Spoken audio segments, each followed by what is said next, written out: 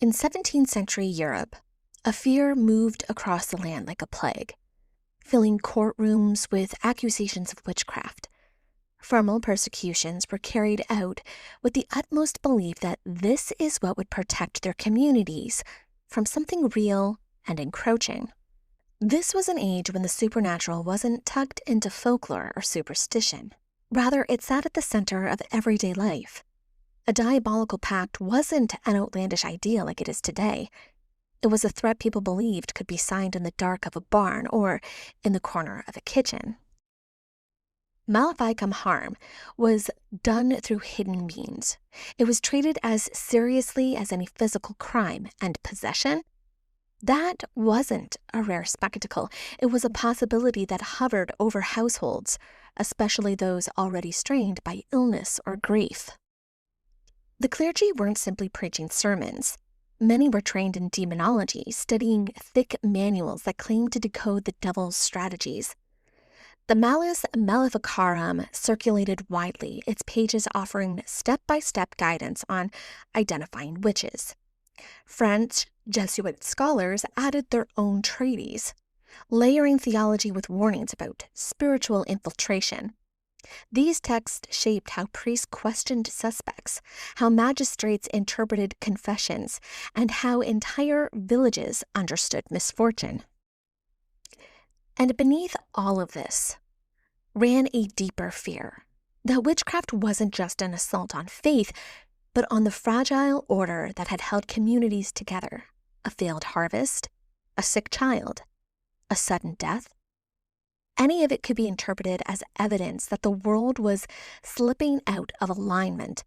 Authorities would respond with trials meant to restore balance, even if the cost was a human life, an innocent one at that. Into this atmosphere, heavy, watchful, and convinced of its own righteousness, that is where the Barbe Hallay story unfolds. When Europeans crossed the Atlantic and carved out the first settlements of New France, what we now call Quebec, they didn't leave their beliefs behind. They carried them across the ocean like luggage that couldn't be set down. Ideas about witchcraft, demonic influence, and spiritual dangers traveled with them. But the world they stepped into didn't behave the way Europe had taught them it should. Life in the colonies felt precarious.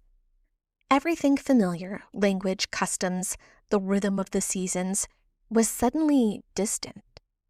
The wilderness pressed in from every direction, vast and unmapped, filled with sounds and shadows that didn't match any stories that they had grown up with. Isolation shaped the colony's imagination. Winters arrived with severity that stunned newcomers, locking them into small wooden structures where illness spread quickly, and help was often days away. Medical knowledge was limited, and when a fever rose or a child convulsed, explanations narrowed to what people already understood: spiritual assaults, hidden malice, forces acting just beyond sight. European settlers also encountered indigenous spiritual practices that they didn't recognize, ceremonies, healing rituals, and cosmologies that guided communities here for generations were misinterpreted through a European lens, flattened into something threatening, something aligned with the supernatural dangers that they already feared. Misunderstanding became a spark, and the fear did the rest. New France quickly became a place where old European anxieties fused with the pressures of survival in unfamiliar land. And in that fusion, witchcraft found a new ground to take root. In the early decades of New France, the entire colony held fewer than 2,000 people. Quebec City itself was barely a village, its population hovering under 800. Life unfolded in close quarters, where every illness, every argument, every unexplained sound in the night felt magnified by the sheer smallness of the world around you. The church stood at the center of that world. Jesuit missionaries and Ursuline nuns shaped not only the religious practices, but the moral expectations that governed everyday life. They believed the colony was a spiritual frontier as much as a physical one, and they watched for signs of danger with a vigilance sharpened by their training. What they witnessed, they recorded. The Jesuits wrote detailed annual reports while the Ursulines kept careful correspondences with their communities in France. Any hint of spiritual disturbances, such as visions or unexplained illness, strange behaviors, that was all preserved in ink. These letters became the earliest written accounts of supernatural events in what would become Canada, capturing the fears and the interpretations of a colony still trying to understand the land that it was occupying. Among the voices that survived from those early years, none is more revealing than Marie de l'Incarnation. Her letters to her son form one of the richest archives of New France, a window into a world still finding its shape. She wrote with a clarity that makes the past feel close, as if she were standing beside you, describing the colony as it unfolded around her. Nothing was too small or too complex for her to record. She wrote about political tensions that rippled through the settlement, weather that could shift from gentle to punishing without warning, and the intricate relationships between the French settlers and the indigenous nations. She described the rhythms of daily life inside the Ursuline Covenant, the challenges of teaching young girls, and the spiritual anxieties that threaded throughout the colony.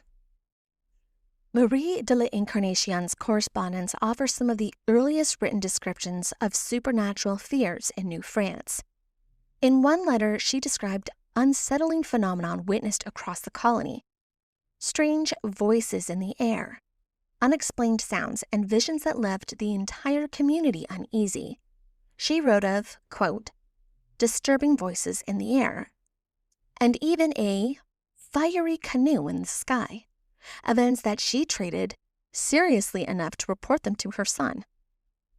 The fiery canoe appeared alongside the voices she described as part of a sequence of events that left people searching for meaning in a landscape where they were still learning to understand it.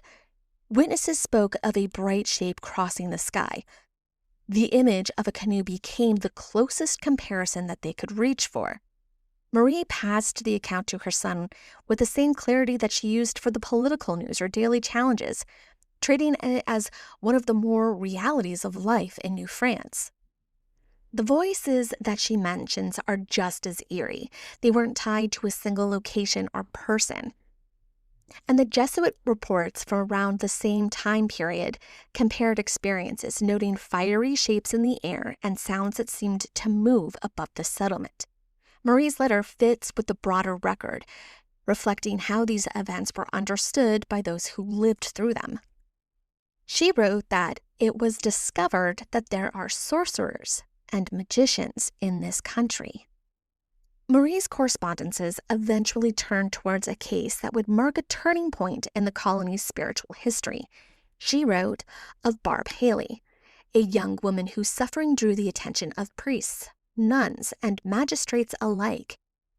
And through these letters, she would record accidentally the colony's first case of demonic possession.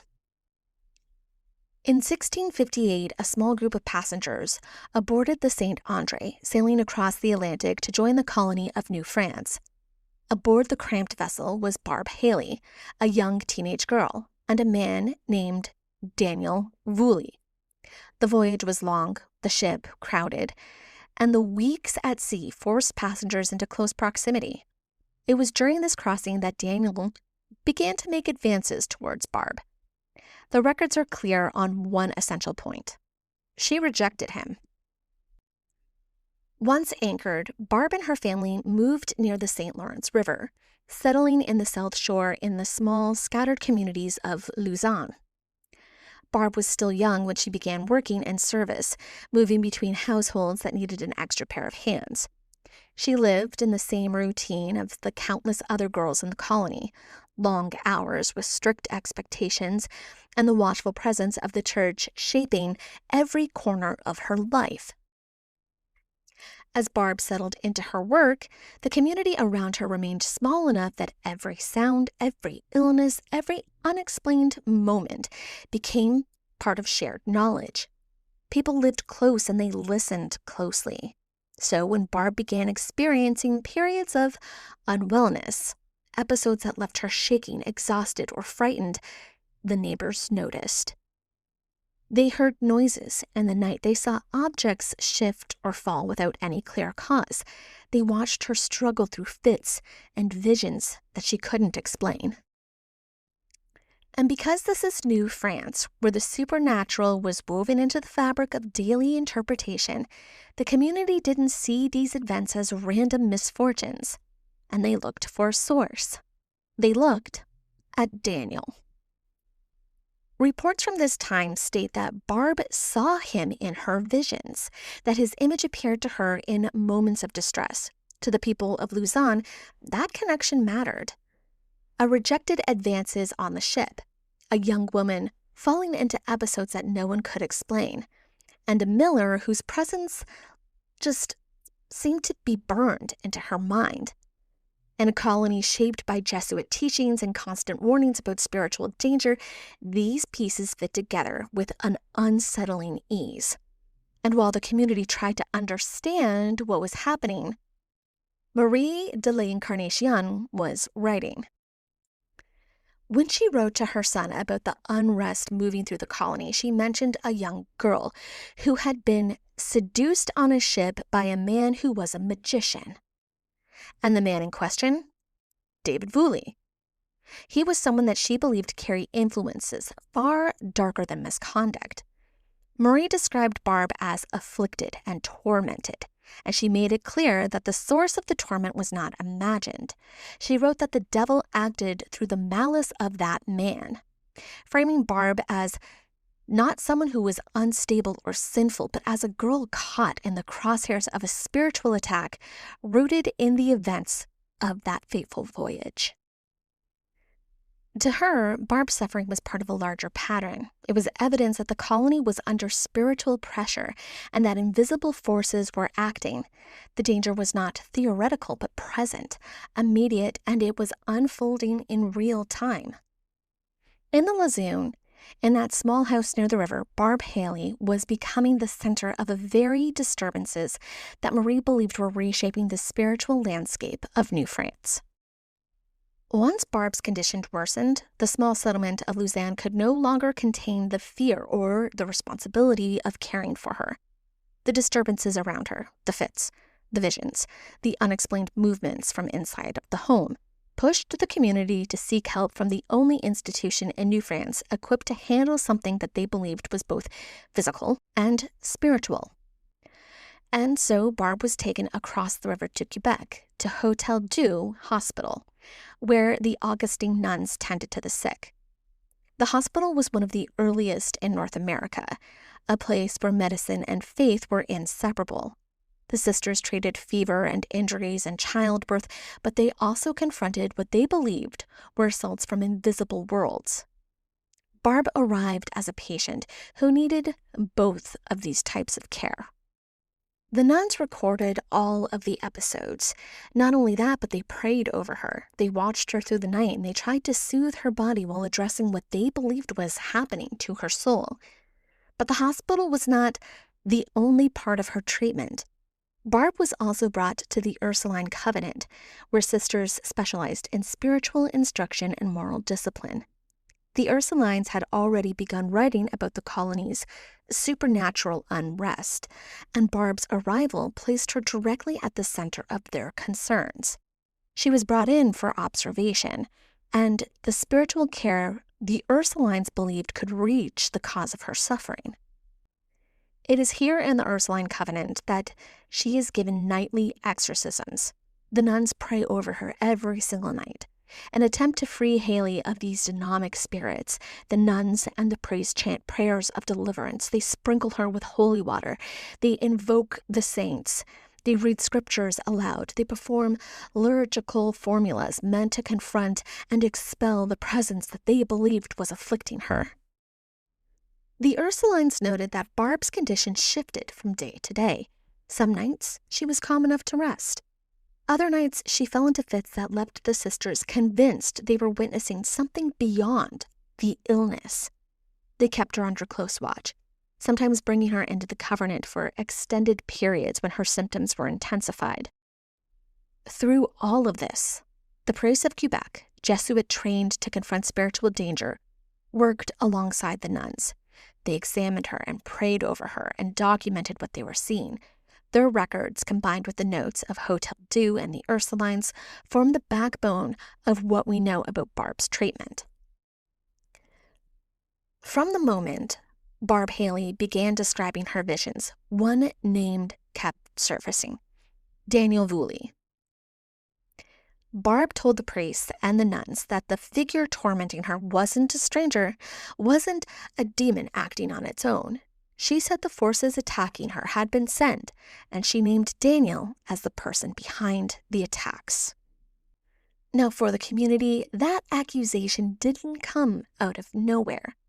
Daniel arrived in New France already carrying a complicated spiritual identity. He had boarded the St. Andre as a Protestant, only converting to Catholicism during the voyage, a conversion the Jesuits later described as shallow, insincere, and quickly abandoned once he reached land. And this mattered deeply in the colony where Catholicism wasn't just religion, it was also law and the backbone to their social order. The Jesuits and the civil authorities began to describe him as many unsavory things, such as a relapsed heretic, a blasphemer, a profouner of the sacrament. A convert who slipped back into Protestant habits wasn't just a spiritual suspect, but he was considered to be socially dangerous as well. And Daniel didn't stop there. After settling near Quebec City, Daniel took up work as a miller, a position that gave him access to trade networks and to the indigenous communities who lived and traveled along the St. Lawrence. And it's here that he crossed a line no one in New France was allowed to cross. Daniel began illegally selling alcohol to the indigenous people. And this wasn't a minor offense. This was one of the most aggressively persecuted crimes in the colony. By 1660, Bishop Laval had issued a sweeping decree. Anyone who gave alcohol to the indigenous people was automatically excommunicated. The church believed alcohol caused harm, disorder, and violence in indigenous communities, and that the French traders were exploiting that vulnerability for profit. The civil authorities agreed. Governor de Argenson punished offenders harshly, and the church backed him with spiritual penalties. So, when Daniel ignored the church and the state and continued to trade anyways, he wasn't just breaking the law, he was defying the entire moral structure of New France. And he did it repeatedly. The records would describe him as incorrigible, someone who refused to stop even after warnings, punishments, and imprisonment. And so, when Barbe Hallay claimed he used witchcraft to torment her, the colony believed her and the authorities didn't hesitate. He was accused of using diabolical arts to harm Barbe, malus caephararum, meant to harm body and spirit at the same time, witchcraft, and consorting with the devil. But when it came to the formal charges, the state focused on something else entirely. According to the Dictionary of Canadian Biography, Daniel Woolley was charged officially with the following: trafficking alcohol to indigenous people. However, the records are very unclear as to what it was that he was actually found guilty for, as there are also reports involving his relapse as a heretic. Regardless of what he was found guilty for, on October 7th, 1661, Daniel was executed by firing squad. This was extremely rare, as the formal charge to trafficking alcohol required excommunication, and neither was the punishment of execution for witchcraft. Regardless, most historians note that Daniel was the only person in New France to be executed in a case with connection to sorcery. So after the accusations against Daniel were finally settled, you'd think that Barbe Hallay, her story would quiet down, but it didn't, not right away. She was still experiencing violent fits and had reoccurring episodes of convulsions and visions. And then the records just stop. There's no final diagnosis, no triumphant declaration that she had been healed. Nothing. And the silence? That's exactly where the legends start. Because depending on who you ask, Barbe Hallay was cured in one of two very different and, honestly, very unsettling ways. One version says that the priest brought out a relic, a rib bone, something said to have belonged to a saint, sometimes described as holy. According to this story, the bone was pressed against Barbe's body during a final ritual. The moment it touched her, the fit stopped. Her voice cleared, her eyes focused, and the demon, the one said to have been sent by Daniel, was gone. The other version is darker and far stranger. In this telling, the nuns at Hotel Dieu, or the Ursuline Convent, stories disagree on which, Barbe is placed inside a heavy cloth sack, a literal sack. They stitch it closed around her, leaving only a small opening so she could breathe. The idea wasn't to restrain her, more to trap the demon with her, to force it out through confinement, prayer, and pressure.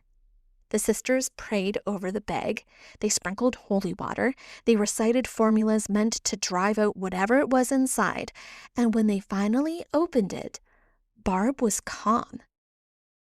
She was quiet. She was herself again. Now here's the thing.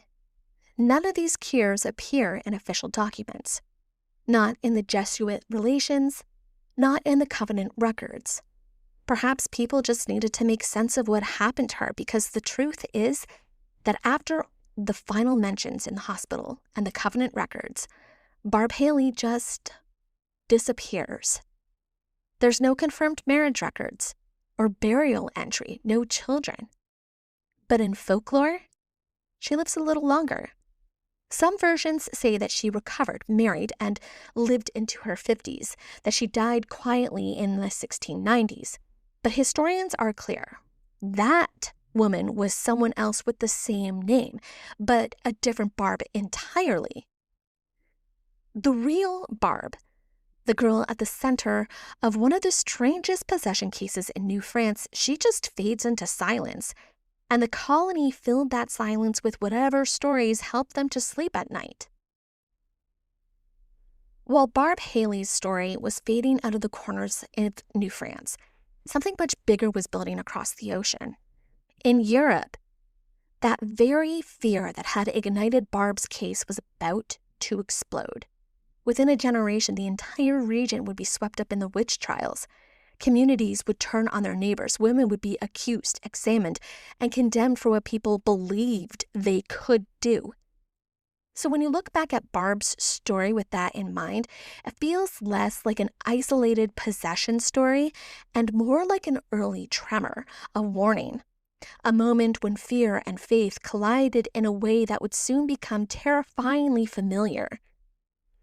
Because what happened to her, the fits, the exorcisms, the accusations, the need to find someone to blame, those same patterns were about to repeat themselves on a massive scale, not a small riverside settlement, but across entire countries.